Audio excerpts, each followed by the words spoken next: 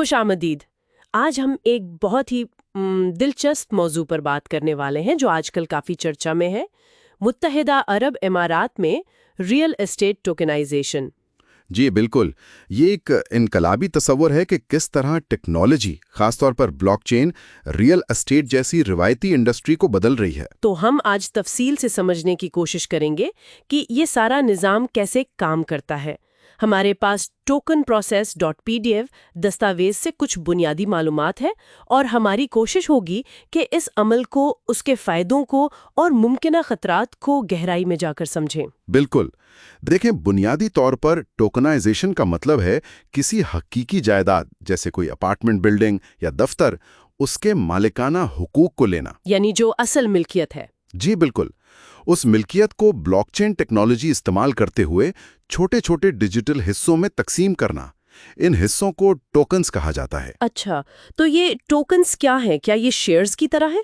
آپ بالکل صحیح سمجھی ہیں، یہ ٹوکنز اس جائیداد میں ایک چھوٹے سے حصے کی نمائندگی کرتے ہیں، اور جیسے آپ کسی کمپنی کے شیئرز خریدتے یا بیچتے ہیں، اسی طرح ان ٹوکنز کو بھی خریدا بیچا یا ٹریڈ کیا جا سکتا ہے۔ یہ تو بڑی زبردست بات ہے، خاص طور پر متحدہ عرب امارات جیسے ملک کے لیے، جہاں ریئل اسٹیٹ ایک بڑی مارکیٹ ہے۔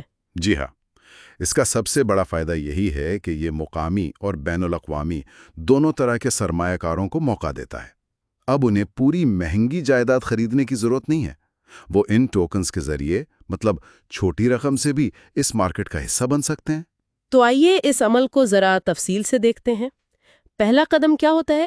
یقیناً پہلے ایک مناسب جائیداد ڈھونڈنی پڑتی ہوگی۔ بالکل، سب سے پہلا اور اہم مرحلہ یہی ہے، ٹوکنائزیشن کے لیے ایک موزوں جائیداد کا انتخاب۔ یہ رہائشی عمارت بھی ہو سکتی ہے، کوئی کمرشل پلازا یا کچھ اور۔ اور موضوع سے کیا مراد ہے؟ کیا ہر پراپرٹی ٹوکنائز ہو سکتی ہے؟ نہیں، ایسا نہیں ہے۔ دیکھا جاتا ہے کہ پراپرٹی کی لوکیشن کیسی ہے، اس سے آمدنی کا کتنا امکان ہے، یعنی کرایہ وغیرہ، اور پھر سب سے اہم، اس کی مکمل قانونی اور مالی جانچ پڑتال ہوتی ہے، یعنی ڈیو ڈیلیجنس۔ جی، ڈیو ڈیلیجنس۔ اس میں پراپرٹی کی ویلیویشن رپورٹس، یعنی اس کی قیمت کا درست اندازہ لگانا، اس کے ٹائٹل ڈیڈز چیک کرنا، یہ دیکھنا کہ کوئی قانونی تنازع تو نہیں، اور تمام سرکاری محکموں سے ضروری منظوریاں لینا شامل ہے۔ یہ کافی تفصیلی کام ہے۔ یہ تو لازمی بھی ہے۔ اچھا، جب پراپرٹی منتخب ہو گئی اور جانچ پڑتال مکمل ہو گئی تو اگلا قدم کیا ہے؟ قانونی ڈھانچے کی بات ہو رہی تھی۔ جی ہاں، دوسرا قدم ہے اس جائیداد کے لیے ایک خاص قانونی ڈھانچہ بنانا۔ عام طور پر اس مقصد کے لیے ایک اسپیشل پرپز وہیکل یا SVP بنائی جاتی ہے۔ SVP یہ کیا چیز ہوتی ہے؟ یوں سمجھیں کہ SVP ایک علیحدہ نئی کمپنی ہوتی ہے جو صرف اور صرف اسی ایک جائیداد کے لیے بنائی جاتی ہے۔ قانونی طور پر جائیداد کی ملکیت اس SVP کے نام پر منتقل کر دی جاتی ہے۔ اچھا، تو اصل مالک وہ SPV ہوتی ہے؟ بالکل، اور پھر یہی SPV ہوتی ہے جو سرمایہ کاروں کو ٹوکنز جاری کرتی ہے۔ اس کا فائدہ یہ ہے کہ جائیداد کے معاملات باقی کاروبار سے الگ رہتے ہیں۔ کبھی کبھی real estate investment trust rate کا ڈھانچہ بھی استعمال ہوتا ہے۔ اور اس میں ٹوکن ہولڈرز کے حقوق کیسے محفوظ ہوتے ہیں؟ دیکھیں، تمام قانونی دستاویزات جیسے پراسپیکٹس یا ٹوکن آفرنگ اگریمنٹ، ان میں یہ سب تفصیل سے لکھا جاتا ہے کہ ٹوکن ہولڈر کا کرائے کی آمدنی میں کتنا حصہ ہوگا، اگر پراپرٹی بیچی جائے تو کیا ہوگا، ووٹنگ کے حقوق ہیں یا نہیں، اور سب سے اہم، یہ یقینی بنانا کہ متحدہ عرب امارات کے تمام متعلقہ قوانین کی پابندی کی جائے۔ کون سے قوانین؟ جیسے DLD کے قوانین؟ جی، دبئی لینڈ ڈپارٹمنٹ تو ہے ہی، لیکن اگر پراپرٹی یا پلیٹ فارم کسی مالیاتی فری زون میں ہے، جیسے ADGM Abu Dhabi global market یا DIFC Dubai international financial centre, تو ان کے قوانین بھی لاگو ہوتے ہیں۔ ساتھ ہی securities and commodities authority ESCA اور دبئی کی virtual assets regulatory authority VARA کے قواعد و ضوابط کا بھی خیال رکھنا پڑتا ہے۔ یہ تو کافی سارے ادارے ہو گئے، مطلب ریگولیشنز کافی سخت ہیں۔ جی، اور یہ اچھی بات ہے، اس سے سرمایہ کاروں کا اعتماد بڑھتا ہے۔ اچھا، تو قانونی ڈھانچے کے بعد آتا ہے ٹیکنالوجی کا کردار۔ یعنی بلاک چین اور سمارٹ کانٹریکٹس، یہ کیسے کام کرتے ہیں اس پورے عمل میں؟ جی، تیسرا قدم ہے بلاک چین کا انتخاب۔ یہ کوئی بھی ہو سکتا ہے، جیسے ایتھیریم ہے، پولیگون ہے یا کوئی اور، جو سمارٹ کانٹریکٹس کو سپورٹ کرتا ہو۔ پھر اس بلاک چین پر ایک سمارٹ کانٹریکٹ بنایا جاتا ہے۔ اسمارٹ کانٹریکٹ یہ کیا ہے؟ کوئی خاص قسم کا معاہدہ؟ یہ اصل میں ایک کمپیوٹر پروگرام ہے جو بلاک چین پر چلتا ہے۔ یہ خود بخود ان شرائط کو نافذ کرتا ہے جو اس میں لکھی گئی ہوں۔ مثال کے طور پر یہ ٹوکنز جاری کرنے کا ذمہ دار ہوتا ہے۔ یہ ٹریک کرتا ہے کہ کون سا ٹوکن کس کے پاس ہے۔ اچھا۔ اور سب سے اہم، یہ آمدنی کی تقسیم کو خودکار بناتا ہے۔ جیسے ہی ایس پی وی کو کرایہ وصول ہوتا ہے، یہ سمارٹ کانٹریکٹ حساب لگا کر ہر ٹوکن ہولڈر کے ڈیجیٹل والیٹ میں اس کے حصے کا کرایہ خود بخود بھیج دیتا ہے۔ کسی بینک یا ایجنٹ کی ضرورت نہیں پڑتی۔ واو، یہ تو بہت مؤثر لگتا ہے۔ تو یہ تیسرا قدم ہوا، چوتھا کیا ہے؟ چوتھا قدم ہے ٹوکنز کی تخلیق، یعنی جائیداد کی جو کل قیمت طے ہوئی تھی اسے ان ڈیجیٹل ٹوکنز میں تقسیم کرنا۔ مثال کے طور پر اگر ایک پراپرٹی کی قیمت 10 ملین درہم ہے تو ہو سکتا ہے کہ 10,000 ٹوکن بنائے جائیں، ہر ایک کی قیمت 1,000 درہم ہو۔ یہ تعداد اور قیمت پہلے سے طے ہوتی ہے۔ سمجھ گئی۔ تو اب ٹوکنز تیار ہیں، اب سرمایہ کار کیسے آتے ہیں؟ کیا کوئی بھی آ کر خرید سکتا ہے؟ یہاں آتا ہے پانچواں قدم جو بہت اہم ہے، KYC اور AML۔ KYC یعنی نو یور کسٹمر اور AML یعنی اینٹی منی لانڈرنگ۔ بالکل، جو بھی شخص یا کمپنی ٹوکن خریدنا چاہتی ہے اسے اپنی شناخت کی مکمل تصدیق کروانی پڑتی ہے۔ شناختی دستاویزات، پتے کا ثبوت وغیرہ دینا ہوتا ہے۔ اور AML کا کیا مطلب ہے؟ AML کا مقصد یہ یقینی بنانا ہے کہ سرمایہ کاری کے لیے استعمال ہونے والا پیسہ قانونی ذرائع سے آیا ہو۔ اس کے لیے فنڈز کے ذرائع کی تصدیق کی جاتی ہے۔ یہ قوانین منی لانڈرنگ اور دہشت گردی کی مالی معاونت کو روکنے کے لیے بنائے گئے ہیں۔ اور ان قوانین پر عمل درآمد کون کرواتا ہے؟ متحدہ عرب امارات کے متعلقہ ریگولیٹری ادارے اس کی نگرانی کرتے ہیں، جیسے DLD، FSRA financial services regulatory authority ADGM میں، DFSA Dubai financial services authority DIFC میں، اور وارا دبئی میں۔ یہ یقینی بناتے ہیں کہ ٹوکنائزیشن پلیٹ فارمز ان قوانین پر سختی سے عمل کریں۔ ٹھیک ہے، تو KYCML کے بعد چھٹا قدم کیا ہے؟ ٹوکنز کی فروخت؟ جی ہاں، چھٹا قدم ہے ٹوکنز کی تقسیم یا فروخت، جسے انیشل ٹوکن آفرنگ یا سیکیورٹی ٹوکن آفرنگ STO بھی کہا جا سکتا ہے۔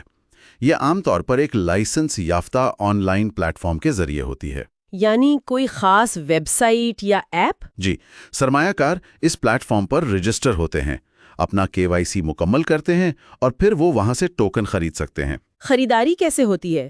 کیا عام کرنسی استعمال ہوتی ہے یا کرپٹو؟ زیادہ تر پلیٹ فارمز فیاٹ کرنسی قبول کرتے ہیں، جیسے اماراتی درہم یا امریکی ڈالر USD، بینک ٹرانسفر یا کارڈ کے ذریعے۔ کچھ پلیٹ فارمز مخصوص کرپٹو کرنسیز جیسے USDT یا ایتھیریم میں بھی ادائیگی قبول کر سکتے ہیں، لیکن یہ ریگولیشنز پر منحصر ہے۔ اور خریدنے کے بعد ٹوکنز کہاں جاتے ہیں؟ خریداری مکمل ہونے پر ٹوکن سرمایہ کار کے ذاتی ڈیجیٹل والیٹ میں منتقل کر دیے جاتے ہیں۔ یہ والیٹ ایک طرح کا ڈیجیٹل بینک اکاؤنٹ ہے جو بلاک چین پر آپ کے اثاثے محفوظ رکھتا ہے۔ ٹھیک ہے، تو اب سرمایہ کار کے پاس ٹوکنز آ گئے، اس کے بعد ساتواں اور آٹھواں قدم کیا ہے؟ غالباً یہ ٹریڈنگ اور منافع سے متعلق ہوں گے؟ بالکل، ساتواں قدم ہے سیکنڈری مارکیٹ ٹریڈنگ۔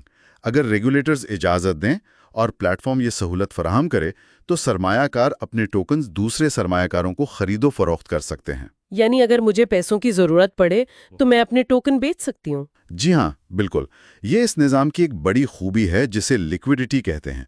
روایتی ریئل اسٹیٹ میں اپنی سرمایہ کاری بیچنا مشکل اور وقت طلب ہو سکتا ہے، لیکن ٹوکنز کی ٹریڈنگ نسبتاً آسان اور تیز ہو سکتی ہے۔ تاہم یہ ضروری نہیں کہ ہر ٹوکن کے لیے ہمیشہ خریدار موجود ہوں۔ اچھا، یہ بھی ایک اہم نقطہ ہے۔ اور آٹھواں قدم آمدنی کی تقسیم؟ آٹھواں قدم آمدنی کی تقسیم ہے۔ جی، آٹھواں قدم ہے آمدنی کی تقسیم۔ جائیداد سے جو بھی آمدنی ہوتی ہے، عام طور پر کرایہ، وہ جمع ہوتی ہے اور پھر جیسا کہ ہم نے پہلے ذکر کیا، سمارٹ کانٹریکٹ کے ذریعے خود بخود تمام ٹوکن ہولڈرز میں ان کی ملکیت کے تناسب سے تقسیم کر دی جاتی ہے۔ یہ تقسیم ماہانہ، سہ ماہی یا سالانہ بنیادوں پر ہو سکتی ہے، جیسا بھی طے ہو۔ اور اگر پراپرٹی کی قیمت بڑھ جائے تو؟ اگر مستقبل میں پراپرٹی زیادہ قیمت پر فروخت ہوتی ہے تو اس سے حاصل ہونے والا منافع یعنی کیپٹل گین بھی اسی تناسب سے टोकन होल्डर्स में तकसीम किया जाता है। बहुत खूब। अब आखिरी 2 मराहिल रह गए, 9वां और 10वां। ये क्या है? नवा कदम है रिपोर्टिंग और शफाफियत। अच्छे प्लेटफॉर्म्स सरमायाकारों को रियल टाइम डैशबोर्ड्स और बाकायदा रिपोर्ट्स फराहम करते हैं। उनमें वो अपनी सरमायाकारी की मौजूदा मालियत, जायदाद की कारकर्दगी, हासिल शुदा आमदनी और दीगर अहम मालूमात देख सकते हैं। ब्लॉकचेन की वजह से ये सारा रिकॉर्ड वैसे भी शफ़ाफ और नाकाबिले तब्दील होता है। यानी सरमायाकार को हर वक्त पता होता है कि क्या चल रहा है। जी बिल्कुल। और 10वां और आखिरी कदम है एग्जिट स्ट्रैटेजी, यानी सरमायाकारी से निकलने का मंसूबा। ये पहले से तयशुदा होता है। इसमें क्या शामिल है? इसमें कई चीजें हो सकती हैं। एक तो यही कि सरमायाकार सेकेंडरी मार्केट में अपने टोकन बेचकर निकल जाएं। दूसरा ये कि एक मखसूस मुद्दत के बाद, मसलन 5 या 7 साल बाद, पूरी जायदाद को मार्केट में बेच दिया जाए और हासिल होने वाली रकम तमाम टोकन होल्डर्स में तकसीम कर दी जाए। कभी-कभी एसपीवी खुद टोकन्स वापस खरीदने की पेशकश भी कर सकती है। ये तो एक मुकम्मल मरहलावार अमल है। अब जरा मुत्तहिदा अरब इमारात में इसके रेगुलेटरी माहौल पर बात करते हैं। आपने कई इदारों का जिक्र किया, ये सब मिलकर कैसे काम करते हैं? देखिए, मुत्तहिदा अरब अमीरात ने इस नई टेक्नोलॉजी को अपनाने में काफ़ी तेज़ी दिखाई है और एक मरबूत, अगरचे अब भी तरक्की पजीर रेगुलेटरी फ्रेमवर्क बनाने की कोशिश की है। कौन कौन से इदारे किलीदी हैं? जैसा कि जिक्र हुआ, डीएलडी रियल एस्टेट के पहलू को देखता है, खासतौर पर दुबई में। एडीजीएम और डीआईएफसी अपने अपने मालियाती फ्री जोन्स में कानूनी और रेगुलेटरी माहौल फराहम करते हैं जो बैनुल-अक़वामी मेयार के मुताबिक हैं। वीएआरए खास तौर पर दुबई में वर्चुअल असासों बशमूल रियल एस्टेट टोकन्स को रेगुलेट करने के लिए बनाई गई है। फिर मरकजी सतह पर ईएससीए सिक्योरिटीज और कमोडिटीज को देखती है। इन सब का मकसद एसपीवीज, ब्लॉकचेन कंपनियों, डिजिटल असासजात के प्लेटफॉर्म्स और सबसे बढ़कर सरमायाकारों के तहफ़्फ़ुज़ को यकीनी बनाना है। तो ये इदारे मिलकर एक महफूज माहौल बनाने की कोशिश कर रहे हैं। जी हाँ, मकसद यही है कि जिद्दत तराजी को फ़रोग भी मिले और साथ ही साथ धोखाधड़ी और गैर कानूनी सरगर्मियों को रोका जा सके। अब आते हैं इसके फ़वाइद और नुकसानात पर। फ़वाइद तो काफ़ी वाज़े लग रहे हैं। सबसे बड़ा फ़ायदा शायद रसाई है। बिल्कुल, एक्सेसिबिलिटी यानी रसाई सबसे बड़ा फ़ायदा है। पहले दुबई या अबुधाबी में प्रॉपर्टी खरीदना लाखों करोड़ों दिरहम का काम था। अब कोई भी शख्स चंद 100 या चंद हज़ार दिरहम से भी इस मार्केट में दाखिल हो सकता है। और दूसरा बड़ा फायदा लिक्विडिटी, यानी टोकन बेचकर जल्द बाहर निकलने का मौका। जी, लिक्विडिटी। रिवायती जायदाद बेचने में महीनों लग सकते हैं, जबकि टोकन्स नज़रियाती तौर पर सेकेंडरी मार्केट में जल्दी बेचे जा सकते हैं। ये सरमायाकारों को ज़्यादा लचक फराहम करता है। फिर शफ़ाफियत का भी जिक्र हुआ था। हाँ, ट्रांसपेरेंसी। ब्लॉकचेन पर तमाम ट्रांजैक्शंस का रिकॉर्ड होता है, जिससे कोई तब्दील नहीं कर सकता। किसके पास कितने टोकन हैं, आमदनी कैसे तकसीम हुई, ये सब कुछ ज़्यादा शफाफ तरीके से होता है। और ट्रांजैक्शंस भी तेज होती हैं क्योंकि बीच में ज़्यादा लोग नहीं होते। जी, एफिशिएंसी। स्मार्ट कॉन्ट्रैक्ट्स की वजह से बहुत से काम खुदकार हो जाते हैं, जिससे वक्त और लागत दोनों बचते हैं। सरहद पार सरमायाकारी भी आसान हो जाती है, जिससे दुनिया भर से सरमायाकार मुत्तहिदा अरब इमारात की रियल एस्टेट मार्केट की तरफ राग़िब होते हैं। ये तो सब बहुत मुस्बत पहलू है, लेकिन यकीनन कुछ खतरात भी होंगे। जैसे आपने कहा कि कवानीन अभी बन रहे हैं। जी, खतरात को समझना बहुत ज़रूरी है। पहला तो यही है रेगुलेटरी अनसर्टेनिटी, क्योंकि ये निस्बतन नई चीज़ है। कानून अभी भी बन रहे हैं और उनमें तब्दीलियां आ सकती हैं, जिससे सरमायाकारी पर असर पड़ सकता है।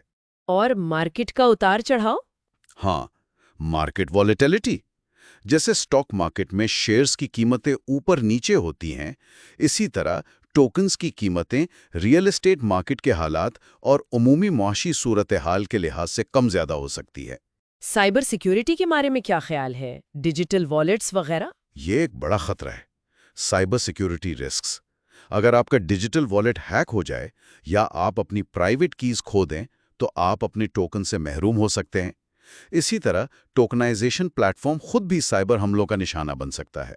और आपने लिक्विडिटी के मसले का भी जिक्र किया था।